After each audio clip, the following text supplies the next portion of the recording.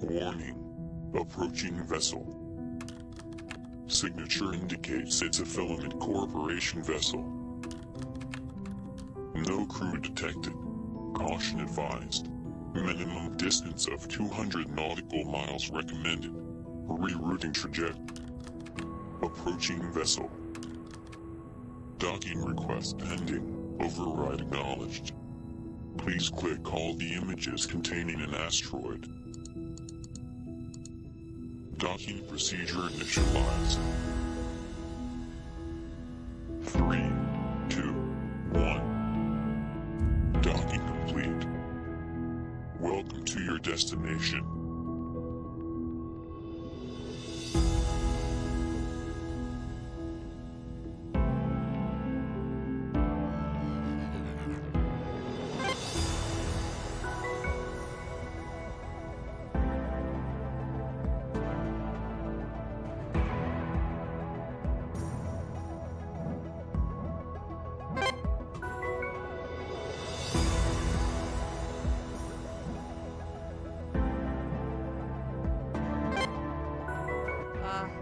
Hello? Someone there? Well, would you look at that? An intruder. You're a little more disheveled than your traditional knight in shining armor. I was hoping to be saved by someone without mustard stains on their dungarees, for one. But as you might be my only ticket off this vessel, I'll make do. I've been trapped in this cockpit for a few weeks now, and this is the first time anything on this damn console has perked up. Whatever you did to those anchors on your way in, it seemed to help. Mind taking a look at that one over by the wall? Please and thank you.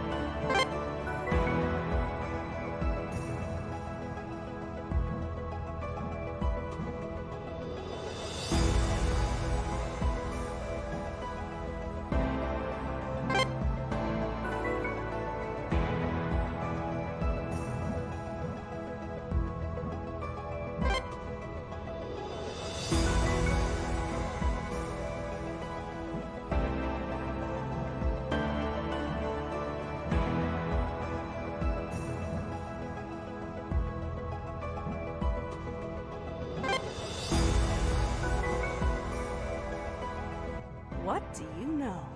You're a natural. Looks to me like you shut it down entirely, which makes a lot of sense now that I think about it. Never imagined how much the anchors would mess with the ship's systems when the others installed them. I guess they really fried some circuits down there, huh? On the bright side, I do now appear to have full access to the annex you're standing in. Now, I know it's a big ask, considering we just met and I've already insulted you, but if you keep shutting down the anchors like that, I might have a real chance at getting out of here alive. What do you say? Oh, let me grab those doors for you.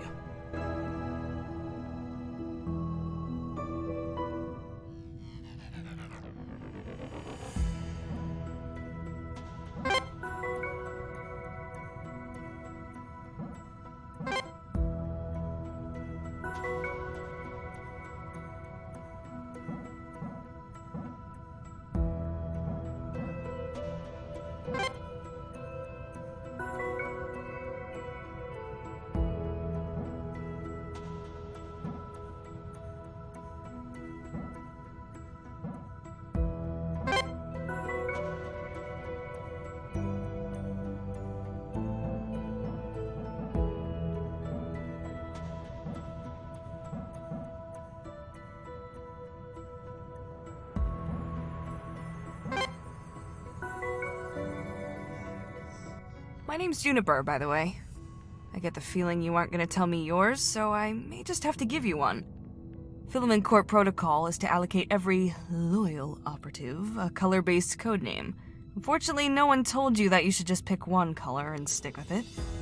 Honestly, what I'm seeing is a little bit of a mess, so I might need to take a different approach to naming you. Red and blue are heroic, and you are my hero. But those are taken, and with all due respect, you've got nothing on Vermilion and yours truly. When I was a kid, I used to love this book. I would read it over and over again. The main character was Pluto, a socially inept bear with a can-do attitude.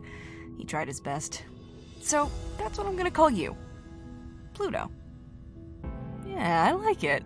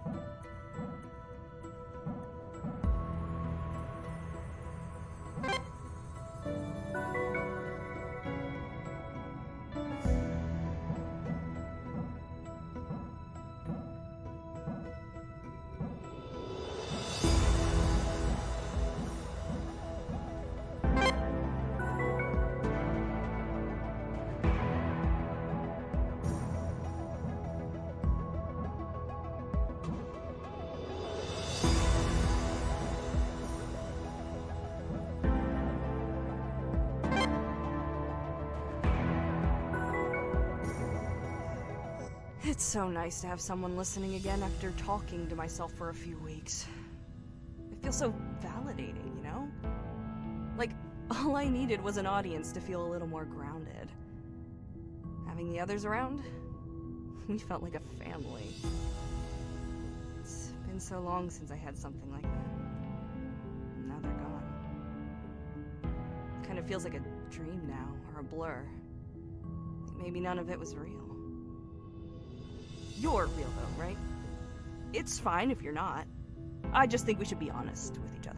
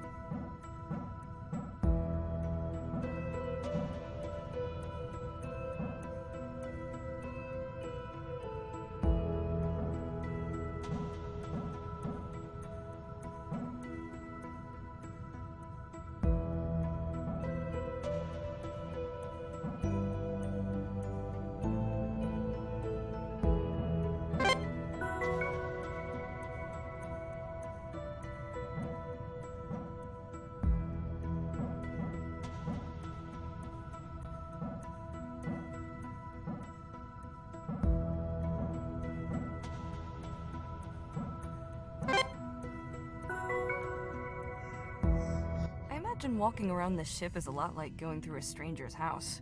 So allow me to put you at ease by introducing our little breakfast club to you. The headmaster, if you will, was Canary. She headed up research here. Then there was Marmalade and Aubergine. You'll have to blame Philcor for the names here. Those two were responsible for all the systems you see here on the ship. Real smart dudes. Then there was Vermilion. He was our well-being officer. He controlled our diets and kept us exercising. kindest man I've ever met, and from Earth of all places. Finally, there was our botanist, Pistachio. Oh, and there's me, of course, the navigator.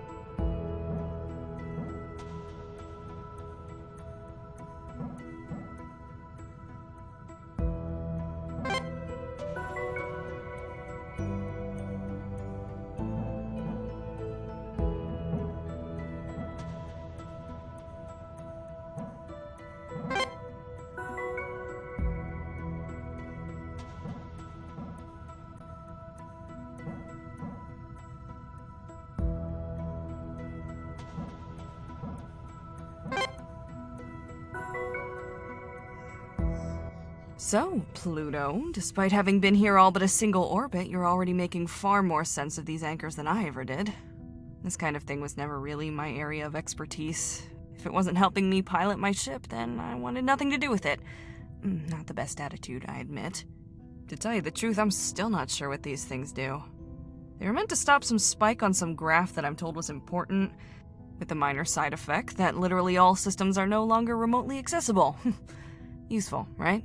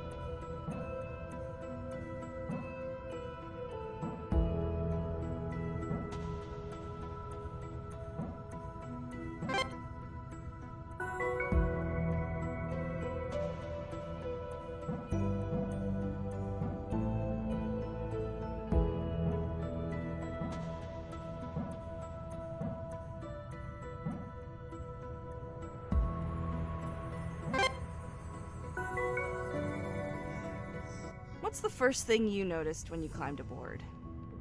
I'll tell you what it is for me. The smell.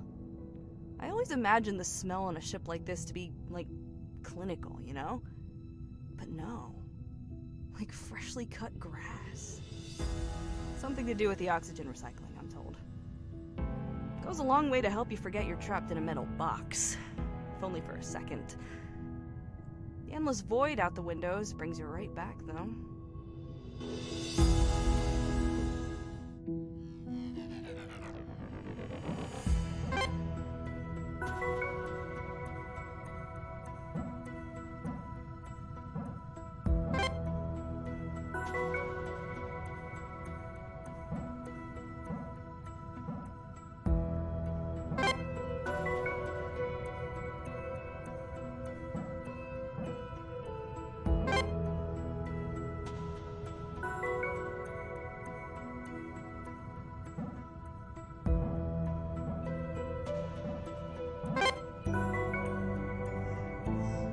So, I've been eating emergency calorie paste for the duration of my time in this cockpit. Do you happen to know how many flavors of emergency calorie paste there are? 2. There are 2 flavors of emergency calorie paste. Initially, I figured that eating a different flavor each day was a good plan, but retrospectively, this is not the case. I now hate both equally. One of these allegedly tastes like mangoes, whatever those are. Bet you can't guess what the other is, though. I'll give you a hint. It spoils when it knows it's being eaten.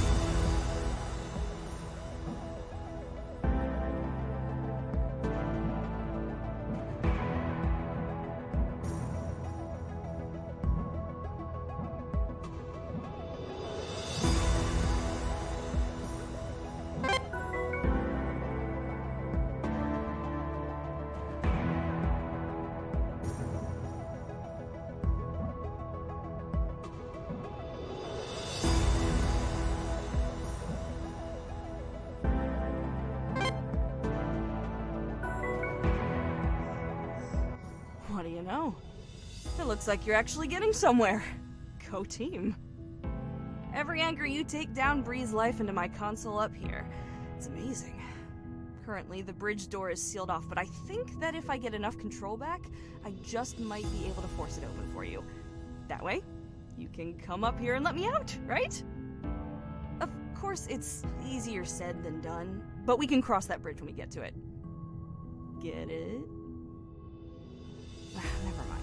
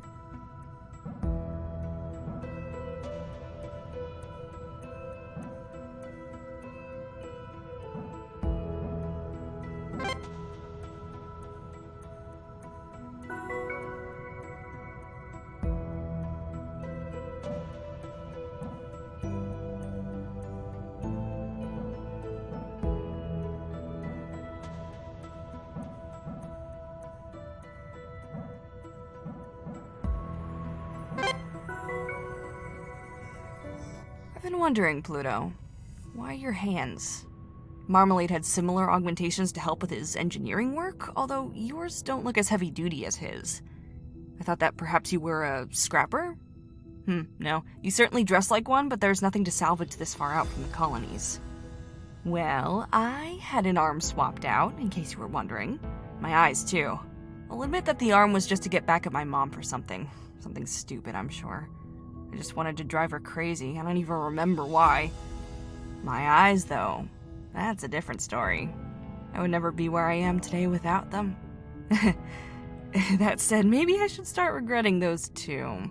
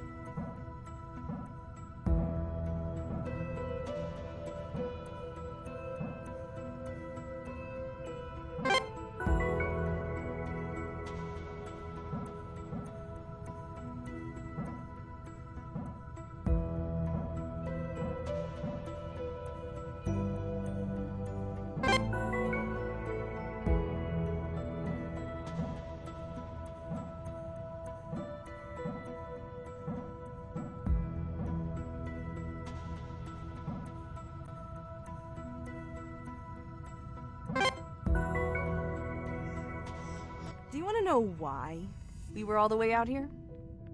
At the very edge of recorded space?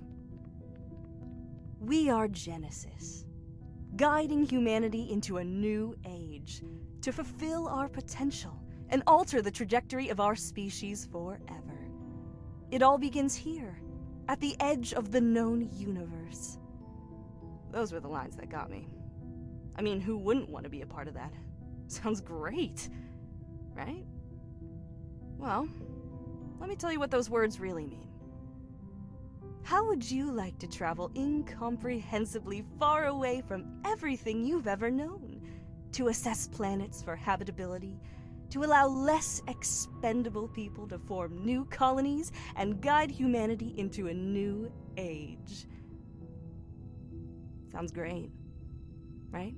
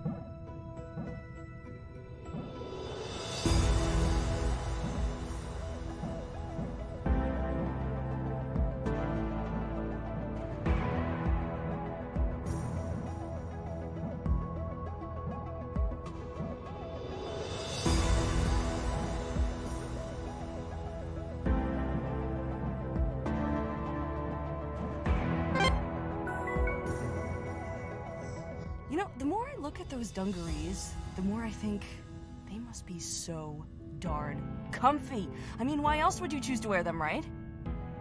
I get that. Unfortunately, dungarees aren't included in the Filament Corporation's stringent dress policy. Oh, it's been years since I last donned a pair.